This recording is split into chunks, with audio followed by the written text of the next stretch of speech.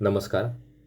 आज की इस वीडियो में हम कितने प्रश्न करो जो खंडकाव्य है उसकी समसामयिकता को जो है जानने वाले हैं, समझने वाले हैं। तो कितने प्रश्न करूँ खंडकाव्य सभी को मालूम है कि एक यह खंडकाव्य की विधा के अंतर्गत आने वाला है और ये खंडकाव्य जो है ममता कालिया जी ने लिखा है। और इस खंडकाव्य जो है यह खंडकाव्य जो है रामायणकालीन घटना के ऊपर आधारित होता है और आज के लिए जो है अत्यंत प्रासंगिक है। तो समसामयिक माने आज की समझ रखने वाला, आज की जानकारी रखने वाला, ऐसा अर्थ होता है। और उसको हम प्रासंगिकता भी के नाम से भी जान सकते हैं। तो कितने प्रश्न करूँ ये जो खंडकाव्य लिखा है, अब देखिए कि यहाँ पर जो आपको कथा मिलेगी या कितने प्रश्न करूँ खंडकाव्य में जो कथा भी जो वर्णित की गई है वह रामायण कालीन है। यानी राम सीता लक्ष्मण, राम सीता, यानी जैसे आप विवाह प्रसंग के अंतर्गत आप देखेंगे कि राम और सीता का विवाह जो है स्वयंवर के अंतर्गत होता है। फिर राम सीता किस तरह से अयोध्या चले जाते हैं, बाद में उनको वनवास मिलता है, सीता भी उनके साथ चली जाती है, सीता का अपहरण होता है। फिर हनुमान जी वहाँ पर जाते हैं, बाद में असंख्य वानर सेना को लेकर जो है वह लंका पर आक्रमण किया जाता है और सीता को छुड़ाया जाता है। बाद में सीता की परीक्षा ली जाती है, बाद में उसके ऊपर बहुत सारे उसके चरित्र के ऊपर जो है शंकाएं उत्पन्न की जाती है। तो ये सारी बातें हैं जो पुराणों में या महाभारतों में, सॉरी रामायण में आपने तो सुनी है। लेकिन इसके केवल रामायणकालीन घटनाओं का ज्ञान देना यहाँ पर जो है थोड़ा सा भी उद्देश्य जो है नहीं है। तो यह कथा जो है आज की प्रसंग के अनुरूप जो है इन्होंने जोड़ दी है। यानी आज के समय की समझ यहाँ पर जो है ममता काली जी के पास है, क्योंकि ममता काली जी जिस माहौल में रही है उस माहौल के अंतर्गत हम देखते हैं कि स्त्रियों के ऊपर अन्याय अत्याचार जो है बरसों से तो चले आ ही रहे हैं, लेकिन आज भी वह अन्याय अत्याचार जो है उनके ऊपर हो ही रहे हैं। आज हम देखें कि हम कहते हैं कि हम चांद पर पहुंच गए हैं, हमने इतनी सारी प्रगति कर ली है, हम आधुनिक हो गए, लेकिन आज भी स्त्रियों को जो है समाज में, इस पुरुष प्रधान समाज व्यवस्था में आज भी जो है द्वितीय दर्जा का स्थान जो है दिया जाता है। यानी स्त्री को केवल चूल्हे चौके तक जो है सीमित रखा जाता है। तो इस खंडकाव्य का और इस प्रासंगिकता का, आज की समस्याओं का, नारी की समस्याओं का क्या संबंध है? तो संबंध है, देखिए कि जैसे देखिए कि यहाँ पर सीता का जो है विवाह के बारे में आप यदि चर्चा करते हैं तो विवाह के बारे में देखिए कि यहाँ पर सीता का विवाह हुआ है पहले तो स्वयंवर में के अंतर्गत, बाद में उसे तो राम जो है राम को देखकर उनके मन में अनंत भावनाएं जागृत हो जाती, लेकिन इसके पहले तो उसे मालूम नहीं ना कि उसका किसके साथ विवाह होने वाला। यानी स्त्री को आज भी आज़ादी नहीं है कि एक अच्छे वर को चुन ले, अपने लिए एक अच्छा पति चुन ले। यह जिम्मेदारी तो उसके ऊपर कभी भी नहीं रही है। तो आज भी वही स्थिति है।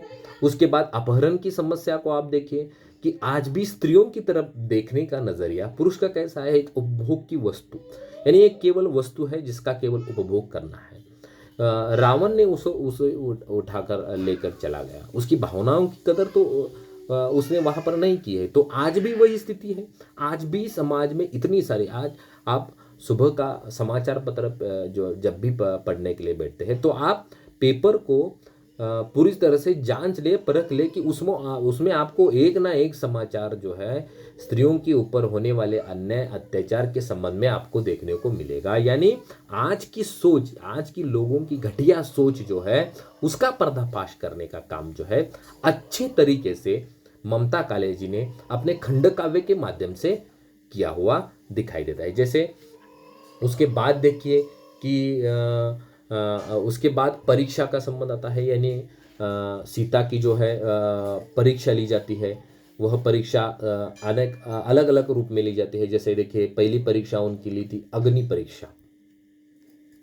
अग्नि परीक्षा तो जब सीता और राम अयोध्या वापिस लौट आते हैं तो जनपद के कहने के अनुसार जो है राम सीता की अग्नि परीक्षा लेना चाहते हैं, यानी सीता के चरित्र के ऊपर शंका ली जाती है। अब आप यहां पर देखिए कि वन में जो है दोनों भी रहे थे, सीता रही थी, राम रहे थे, लेकिन परीक्षा केवल किसको देनी पड़ रही है? परीक्षा केवल, अग्नि परीक्षा केवल सीता को देनी पड़ रही है। आज भी देखिए कि जब भी कहीं पर भी, यानी कहीं भी, कई लोग कहते भी है कि स्त्री या लड़की जो है एक कांच की तरह होती है।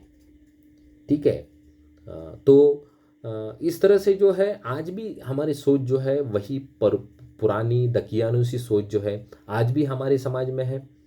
तो आज भी अनेक परीक्षाओं से जो है उसे गुजरना पड़ता है। अब केवल इस अग्नि परीक्षा पर ही वह उसको रहना नहीं पड़ता है, तो उसके बाद उसे निर्वासित होना पड़ता है, यानी निर्वासन का प्रसंग जो है उसके अंतर्गत आता है। यहाँ पर निर्वासन प्रसंग के नाम से प्रसंग को भी चित्रित किया गया है।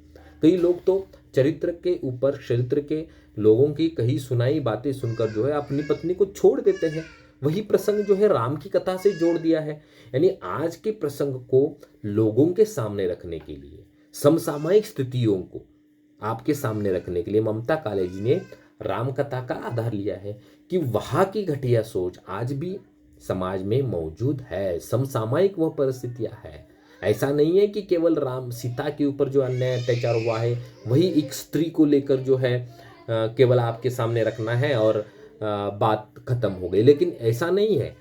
यहाँ पर जो है आज की स्त्रियों के ऊपर जो भी अन्याय अत्याचार है उसको आपके सामने रखना है। यहाँ पर तो वो भी बात, यहाँ पर अग्नि परीक्षा तो हो गई, निर्वासन हो गया, उसके बाद भी वहाँ पर जो है उसको जो है अपने चरित्र की शपथ लेने को के लिए कहा जाता है। लेकिन वहाँ पर तो सीता जो है वह शपथ नहीं लेती है और वह सब कुछ जो है छोड़ने के लिए मजबूर हो जाते। तो वो बातें भी हमने वहाँ पर देखी है। तो अग्नि परीक्षा, निर्वासन, बाद में शपथ, यानी क्या क्या कितनी सारी समस्याओं से स्त्री को जो है गुजरना पड़ता है। आज भी उन्हीं समस्याओं को सामना करना पड़ता है। स्त्री अपनी जिंदगी जीती है, वह संवेदनशील नारी है, सब कुछ ठीक है, लेकिन उसको देवी का रूप देकर जो है अत्यंत घिनौनी वृत्ति वाले लोग जो है उसके साथ अन्याय अत्याचार करते हुए हमें समाज में दिखाई देते हैं। यानी जैसे मैंने पहले भी कहा कि कोई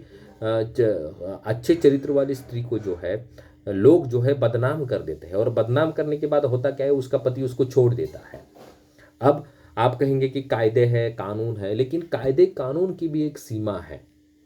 कायदे कानून जो है मनुष्य के मन में बदलाव नहीं ला सकता है।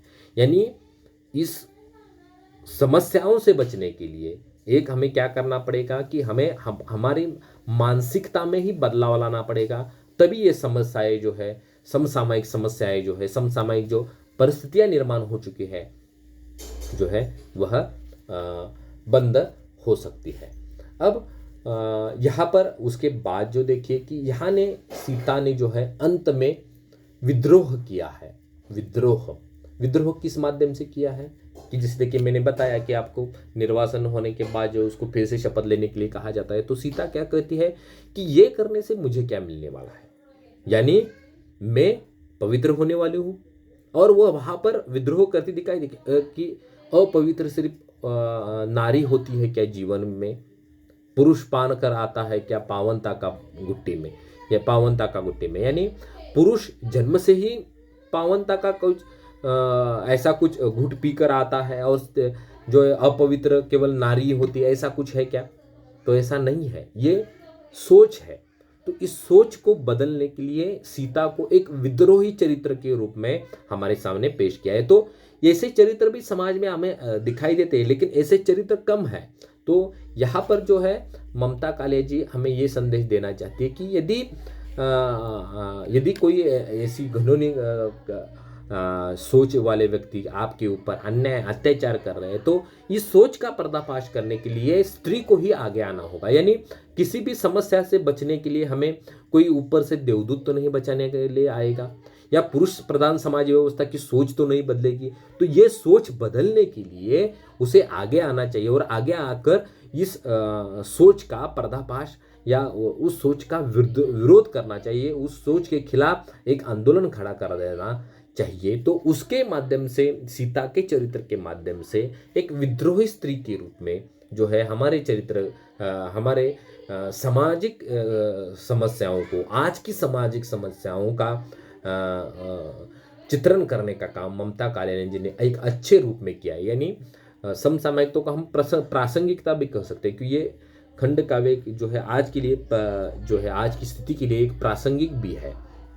ठीक है, यानी पौराणिक कथा के आधार पर होते हुए भी आज की समस्याओं को लेकर चलने वाला ये खंड काव्य है। और इसमें जो है ममता कालिया जी जो है अत्यंत सफल होती हुई हमें नजर आती है। तो इस तरह से हम देख सकते हैं कि कितने प्रश्न करो खंड काव्य की समसामयिकता है। समसामयिकता माने आज की परख होना, आज की समझ होना, आज की समझ होना। कहीं तो आज की लिख कर रखिए, आज की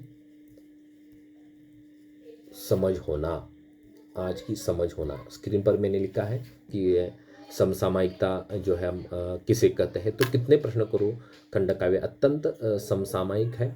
समसामयिक समस्याओं, समसामयिक भावनाओं, समसामयिक विचारों, नारी की समसामयिक समस्याओं को लेकर चित्रित होने वाला ये खंड काव्य है। तो आप इसको ध्यान से पढ़कर और भी इसमें से अंतर्गत जो है पॉइंट जो है निकल सकते हैं। लेकिन कुछ टेक्निकल कारणों से हम सभी मुद्दों की जानकारी तो यहाँ पर नहीं ले सकते हैं। लेकिन यदि आपको कुछ शंका है तो हम व्हाट्सएप पर भी चैट के द्वारा हम बातचीत कर सकते हैं, या कमेंट बॉक्स के माध्यम से आप मुझे कमेंट भी भेज सकते हैं। तो आज के लिए इतना ही काफ़ी है। धन्यवाद।